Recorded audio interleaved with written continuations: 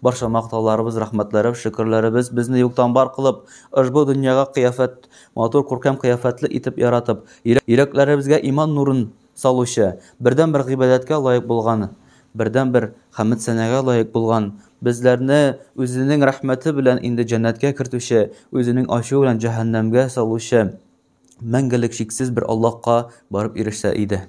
Сөйкле Расулыбыз, акрамыбыз, безнең юлбашчыбыз, Пәйгамбәрбез Мухаммад саллаллаһу алейхи ва салламга саватларыбыз ва сәламнәребез барып ирешсә иде. Инде Аллаһ субхanahu ва тааля үзе вәгъдә иткән мақам Мухаммад дәрәҗәләрен биреп, улуг фазиләтләрен тагын да улугайтса иде. Инде безгә аның артыннан ияреп, аның өммәтеннән булып, аның шәфаәтенә ябышырга насыйп итсә иде. Мин шаһид итәмен, Аллаһ Тәала бар, Аллаһ Тәала бер, һәм Аллаһ Тәаладан башка илаһи зат юк, һәм аның сөйкле Расулы ва акрамы Пәйгамбәрбез Мухаммад саллаллаһу алейхи ва саллям. Шаһид итәмен, Пәйгамбәрбез Мухаммад саллаллаһу алейхи ва саллямга иңдерелгән һәммә сүз, һәммә нокта, һәммә миссия адәм балаларына иреште. Һәм Пәйгамбәрбез Мухаммад саллаллаһу алейхи ва саллям үзенең үзендә бер хәрефне дә саклап калып, бер хәрефне дә яшереп калып һәм арттырып ирештермәде. Һәм бу ирештерү кыямәт көненә хәтле буларак ислам дине, хак дин буларак мәгълүм булачак. Инде бер мөбарәк шәриф хадистә Анас ибн Малик радиллаһу анхудан хадис бирелә. Бер вакытны Пәйгамбәрбез Мухаммад саллаллаһу алейхи ва саллям янына бәдәви килә дә сорый: "Я Расулуллаһ, кайчан була кыямәт көне? О посланник Аллаһа, когда будет судный день?" Инде бу сорауларга Аллаһ субхanahu ва тааля Куръани Кәримдә дә күпләп җавап бирә. Инде күпләп җавап бирә. Бер аятләрдә Аллаһ субхanahu ва тааля әйтә: "Эй Мухаммад, синнән сорыйлар кыямәт көне турында, әмма дә ләкин алар беләләрме әллә синең белмәгәнлекне?" Ягъни каян белсеннәр алар? Каян белсен, әллә син беләсеңме аны ди? Ягъни у тебя спрашивают о судном дне. Они думают, что ты знаешь об этом, но знание только принадлежит Аллаху. Кыямәт көне турында Аллаһка гына дин. Икенче җирдә Аллаһ субхanahu ва тааля әйтә: "Алар ди синнән ди кыямәт көне турында сорыйлар." Һәм ышанмаганнар, ягъни инанучылар булмаган кафирләр үзара әрләшәләр, ягъни спор итәләр синең белән. Ә мусламаннар трепещет ди. Мусламаннар куркып тыңлап торалар ди. Икенче җирдә әйтә Аллаһ субхanahu ва тааля: "Кыямәт көне турында бары тик Аллаһка гына мәгълүм." Кыямәт көне гыйлеме бары тик Аллаһ Тәаләдә генә. Һәм бу гыйлем шуның хәтле авыр ки, күкләр ва җирләрдән дә авыр ди. То есть это знание настолько оно тяжелое, оно тяжелее, чем небеса и земли. Это знание принадлежит только Аллаху ди. Умар ибн Хаттаб радиллаһу анхудан да шундый күркәм хадис шәриф китерелә. Без аны һәммәбез белә, ишеткәнебез бар, алхамдулилlah. Кайчан без ди Умар ибн Хаттаб радиллаһу анху әйтә, без кайчан ди Пәйгамбәрбез Мухаммад саллаллаһу алейхи ва саллямның янәшәсендә булганда, когда мы были рядом с посланником Аллаха саллаллаһу алейхи ва саллям, пришел некий человек, ярко светящийся в белом одеянии. И волосы у него были черные, то есть черные светящиеся. Яни ул булды шундый аппак матур гүзәл киемнән. Һәм аның шәше кап-кара булды, тузан утырмаган. Һәм бер кем дә аны танымады. Яни никто его не знал. И он был не местным, тоже и не сафари, не мусафир, который приехал откуда-то издалека, но он и в то же время и не местный. Ул керде дә ди Пәйгамбәрбез Мухаммад саллаллаһу алейхи ва саллям каршысына утырды да и спросил: "Я Мухаммад, ахбирни аль-ислам." Я Мухаммад, сөйлә миңа, нәрсә ул ислам? Пәйгамбәрбез Мухаммад саллаллаһу алейхи ва саллям әйтә: "Ислам ул Аллаһдан башка илаһи затны кабул итеп, намаз укып, ураза тотып һәм закат биреп, инде мөмкинчелегең булганда аль-харам мәчетенә, ягъни Кәгъбәтуллага хаҗ кылу" диде. Ягъни 5 столпов ислама. Ханан соң бу кеше әйтте: "Син садака, ягъни син дөрес әйттең" диде. Умар ибн Хаттаб әйтте: "Без моны ишетеп удивились этому."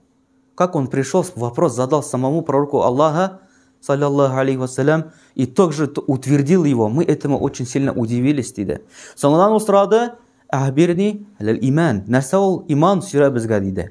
Иман, Пейгамбәрбез Мухаммад саллаллаху алейхи вассалам әйтте, иман ул Аллах субхана ва тааляга ышанып, аның расулларына инанып, аның китапларына, аның фәрештәләренә вә қиямәт көненең булачагына һәм ахыр заманда, ягъни яхшысы да, начары да Аллаһыдан икәнен тану, диде. Ягъни 6 толпов иманы әйтте Пәйгамбәрбез Мухаммад саллаллаху алейхи вассалам. Соңыннан соң садака я Расулулла, ягъни син дөрес әйттең я Расул Мухаммад саллаллаху алейхи вассалам. Сиңа безгә қиямәт көне турында, диде. Расскажи нам о судном дне, когда будет, дип әйтте. Пәйгамбәрбез Мухаммад саллаллаху алейхи вассалам әйтте, сораучы кеше сораучыдан күбрәк белми. Спрашиваемый не больше знает спрашивающего. Тогда сөйлә безгә кайчан була, ягъни аның предзнаменование, аларның билгеләре турында сөйлә, диде. Пәйгамбәрбез Мухаммад саллаллаху алейхи вассалам әйтте, аның билгесе буларак кыямәт көне алдыннан аналар, аталар үзләренә хуҗалар табырлар, диде. Ягъни люди родят себя господинов, диде. Ягъни бу балаларыбыз турында әйтте ки, безнең әле әтиләребез, әниләребез без заманында андый булмады. Ләкин инде менә безнең заманда 100% безнең балаларыбыз безгә хуҗа булып килә. Һәм әйтте Расулулла Мухаммад саллаллаху алейхи вассалам, кыямәт көне алдында босоногие, голые пастухи начнут друг с другом соревноваться в строительстве высотных зданий, диде. Ягъни кыямәт көне алдында берсе белән узышачаклар. Биек биналар төзүдә, диде. Ягъни әгәр дә 100 ел, 150 ел элек карасак, Саудия, Арабстан илләренә, шушы Катар илләренә, анда бер нинди дә шәһәрләр булмады. Авыллар да хәтта ки булмады. Анда бары тик шушы бәдәвиләр хайван асрап, терлекләр асрап яшәделәр. Бүгенге көндә анда нефть таптылар һәм инде биек биналар төзи башладылар. Алар әйләнделәр принцларга, алар әйләнделәр корольләргә. Менә шушы кешеләр бүгенге көндә. Ягъни бу Пәйгамбәрбез Мухаммад саллаллаху алейхи вассалам әйткән. Һәм инде шушы хадискә таянып та, башка хадисләргә таянып та без әйтә алабыз. Кыямәт көненең инде күп сыйфатлары, ягъни күп билгеләре, большинство уже предзнаменований судного дня уже исполнилось. Остались некоторые, и то вот эти некоторые ученые, алимы уже сказали, что и они тоже исполнились. Килеп чыктылар все же. Остались только большие, диде. Һәм Абу Хурайра радиаллаху анхудан китерелә, последний час не придет до тех пор, пока мусульмане не сражатся с иудеями, ди. Ягъни кыямәт көнендә алдыннан килеп җитмәс кыямәт көне, пока мусульманнар яһудилар белән сугышмадылар, ди.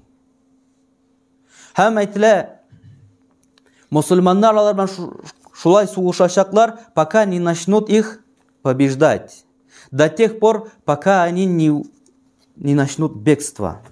И они будут прятаться за камнями и деревьями. Но камни и деревни будут говорить: о мусульманин, о раб Аллаха, за мной прячется иудей. И мусульмане убьют их, диде. За исключением дерева Аракада.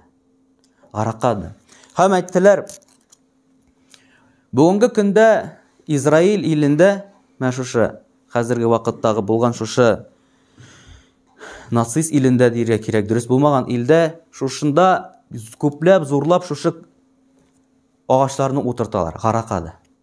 Шушы зур күп плантациялар. Бүгенге көндә, если карасагыз статистикада, Израиль самый шушы яшелчәне утыртучы, ягъни самый озеленяемый государство дип санала. Из-за того, что они вот сажают шушы Гаракада. Шундай даже видеода бар, бір генералдан интервью алалар. Спрашивают: почему вы сажаете, неужели вы верите в это предзнаменование ислама? Он говорит: если это правда, то мы спрячемся. Если это ложь, то от этого вреда нам не будет. Яни алар, ничек та булмасыннар, они верят в это, они знают, что это истина, что Мухаммад саллаллаху алейхи ва саллям истинный пророк. Все они знают прекрасно. Но их гордость, их тщеславие не дает Аллаха. Вот этот национализм, да? Вот это то, что Аллахны курды, что они лучшего происхождения, остальные не лучшего. И вот на этой шуше почвадан инде сегодняшнее, что с нами происходит, что происходит безнег уммат белән. Пәйгамбәрбез Мухаммад саллаллаху алейхи ва саллям әйткән хак. Һәм менә бу сугыш булачак инде кашан кыямәт көне алдында, кашан инде Даджал чыга, кашан Имам Махди чыга. Инде шунсы ки, менә монда хәзерге вакытта Фалестина җирләрендә шушы Саудия, ягъни гарәп нинди генә дәүләтләр үзләренең көчләрен җыймый. Ягъни пузырь потихоньку надувается. И может одна искорка бөтен шушыны бөтенне яңадан сугышына ачып китергә, бөтенләй зурлап, ниләп. Һәм дә инде күп галимнәр әйтә, бу кыямәт көненең зур билгеләре, ягъни бу кыямәт көненә калырга зур билгеләренә илтүче шушындый инде төпләп уйланырга фикер. Әлбәттә инде без каждый из нас знает, что то, что к чему идет, все знают, все чувствуют. Шайбит. Ләкин вот то, что сегодня мы чем занимаемся, нәрсә без бүген эшлибез, чем мы сегодня озадачены, чем мы сегодня озабочены, нәрсә турында без борчылабыз, нәрсә турында без уйлыйбыз. Менә шушындый вакыйгалар, когда совершаются такие вещи, без нәрсә эшлибез. Некоторые из нас беспокоятся о купле квартиры, о купле машины, как продать. Машина стала хазар из-за этой войны, там дорогая стала сейчас, не купить, не продать. Некоторые купили, вот молодежь инде, да, тюнингуют. То есть вот такие уже признаки судного дня идут. А мы в это время озабочены тем, что вот купить сегодня, прожить на сегодняшний день только. Каждый же безнең беләбез, һәрберебез ишеткәнебез бар, как Сальман аль-Фариси пришел в ислам. Будучи в далеких краях, в далеких странах, он искал истину. На протяжении многих лет он от одного учителя к другому ушел. Ища, яни хаклыкны изләп, ислам динин хакын изләп. И вот он знал, что пришел пророк Аллаха, но он не знал где, не знал кто. Он искал. Он из-за этого и огнекопоклонником был, и христианином был, и был, зарастристом был. Кому только он не шел, чтобы искать истину. И в итоге, альхамдулилля, по воле Аллаха, он нашел истину, и он стал одним из величайших сподвижников пророка Аллаха, Мухаммада, саллаллаху алейхи вассалям. Вот на примере Сальмана аль-Фариси, когда вот такие великие дела, когда вот пришествие пророка Аллаха, пришествие, возможно, имам Махди уже скоро, пришествие вот всяких признаков судного дня, неужели мы будем озадачены вот куплей-продажей машины, квартиры или чем-то более еще низменными вещами? Шуанкура, хурматлы джамаат, это повод задуматься. Уже 49-й день идет войны. Сколько уже детей уже даже самые худшие неверующие уже начали просыпаться, что это невозможно, это нечеловеческое. И есть такие же сообщения, очень интересные сообщения, которые передаются израильным якларынан. Да, много войск передают израильских, что они видели разные, да, как ангелов, каких-то страшных вещей, очень сильно напуганные, вот которые кем газга кирден, они очень сильно напуганы. Безнең кайбер кешеләр, устазлар әйтәләр, что там есть две силы. Душман, враги, есть мусульмане, которые воюют с этими врагами. Но есть третья сила, которую Аллах отправляет, невидимая сила. Как битва при Бадре была, то что с сахабами воевали и небесные войска, да, ангелы. Вот здесь же тоже говорят, что Аллах отправляет, да, помогает, иншаллах. Мы надеемся на это. Хотя бы если мы здесь сидим, нам надо кубрак дуа ясарга, кубрак искренне спрашивать, очищать наши грехи, чтобы Аллах принял наши дуа. Использовать все возможные способы, чтобы мы были соучастниками в этой айберда. Чтобы Аллах, когда в Яум аль-Кияма спросит, что ты делал, у тебя была возможность, чем ты помог? только дуа, если у тебя есть возможности помочь более чем дуа, значит надо делать это дуа. Аллах тебя спросит, почему ты не смог, почему не сделал, тебе дало эту возможность. И вот хотя бы без дуа сұрап, Аллах Тағала ғибадатлар қылып, нелер сұрап, бәлкім Аллах Тағала шул синең, Аллах Тағала яқын болғаныңа, мұнда Рәсей жерінде, Асинов жерінде, мәшітте дұға қылып, тахаджудларда оқығанда, жылы-жылы сұрағанда, бәлкім Аллах Тағала анда синең орынға бір фәріште жіберір, бір баланы құтқарыр, бір кішіні құтқарыр, бір мәхлукны құтқарыр. Негесің біз бүгін күнде жоқлап ятабыз? Негесің наши мечети пусты, тахаджуд у нас не читаются. Много благодеяний, которые мы можем совершить, не делаем. Хотя если у каждого спросить, как сын, брат, как относишься к Палестине, как ты, что ты, вот не тайся, вот самые великие слова говорим, но вообще не делаем. Шлями без, не без. Шумакра это повод просыпаться, повод нам задуматься, подумать, о чем мы сегодня беспокоимся, для чего мы живем вообще. Неужели, когда вот такое событие масштабное в этом мире, мы будем думать о купле-продаже машины? Когда этот бедуин спросил у посланника Аллаха, саллаллаху, когда будет судный день, Мухаммад, саллаллаху алейхи вассалям, ответил, а что ты подготовил к этому дню? Мы говорим об этом. Без айтабыз қиямат күні келе, страшные дни приходят, да, великие испытания. Но что син подготовила? Нәрсе син әзірләдің бұл күнге? Бұл бедуин айтат великие слова. Да? Мухаммаду саллаллаху алейхи ва саллям это очень сильно понравилось. Он айтты, я Расулуллах, я подготовил любовь к Аллаху и посланнику его. Я подготовил любовь к Аллаху и посланнику его. Мухаммад саллаллаху алейхи ва саллям айтты, эти прекрасные слова. Поистине в судном дне человек будет с тем, кого он любит. Шуңа күрә, хөрмәтле җәмәгать, вот эта возможность безнең, да, вспомнить о Всевышнем Аллахе, вспомнить о посланнике Аллаха, любовь к посланнику Аллаха, саллаллаху алейхи ва саллям. Надо заниматься своим сердцем. Йөрәкләребезне уятырга кирәк. Йөрәкләребезне уятырга кирәк. Инде Аллах субханаху ва тааля әйткән сүзләребезне кабуллардан кылып, гунахлардан илтмичә, инде тугрыдан аңларга итеп, инша Аллах тааля шушы көннәребезгә тынычлык биреп, инде Фалестин җирләрендә мөмин кардәшләребезгә җиңүне биреп, үз йортларында хуҗа булып, үз йортларында, үз иләрендә хуҗа булырга насип итсә, өммәтебезне бергәләп, бердәмлектә булып, инде өммәт хәерле дәүләтләрен, ислам дәүләтләрен насип итсә иде. Шулай ук у нас есть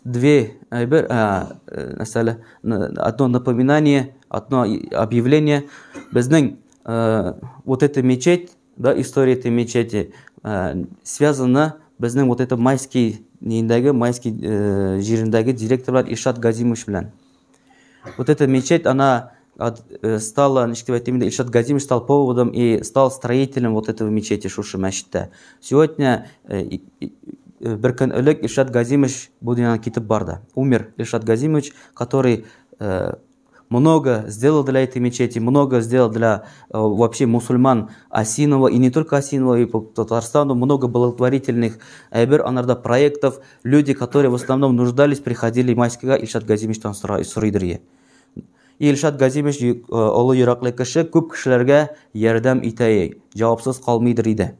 Олы кешеләр менә монда безнең абыйлар, ниләр, бабайларыбыз, әбиләребез бик күп белә. Ишат Газимовичның шушы менә монда Асинов җирендә, Зинатов җирендә, бөтен Татарстанда гомумән үзенең изгелекләре белән. Шуңа күрә дә бүгін җомгадан соң иншааллаһ тәгалә без сөйләшәбез доганы Фалестин җирләре өчен, һәм инде шушы Ишат Газимовичның рухы инде тынычлыкта, һәм дә инде иншааллаһ тәгалә мусульман булып инде җәннәткә